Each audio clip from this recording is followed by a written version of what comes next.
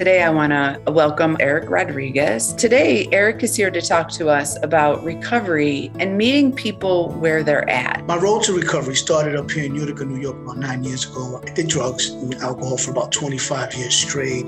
The whole prison life and everything that came with that. I was just at a point in time in my life where I was willing to do anything to change. I had a sponsor and I did the steps. I had this mentality of what recovery was supposed to look like. I started fixing the outside stuff first, not the inside stuff. And after about 2.5 years of sobriety, I wound up going back out and I relapsed. Relapse can be part of recovery, but it doesn't have to be. But just because it is doesn't turn it into a negative situation. People come and they feel ashamed and they feel like they failed.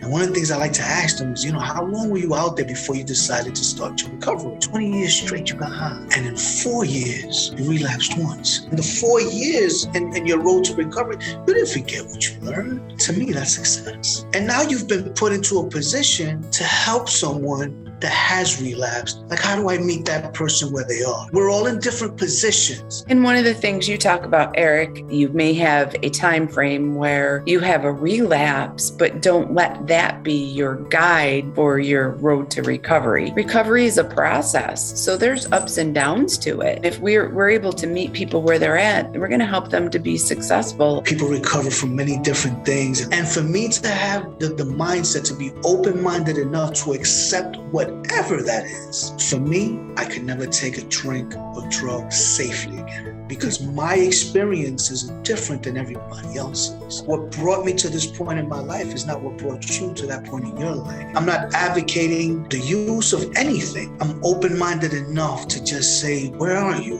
Where do you want to go? How you leave?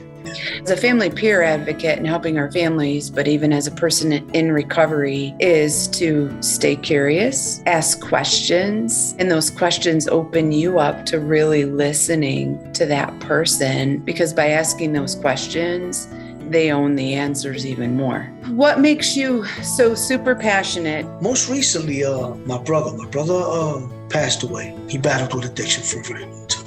And that kind of burned the fire inside of me again. That there's people out there that are not getting the information that they need. I feel like it's selfish to know what I know and not put it out there.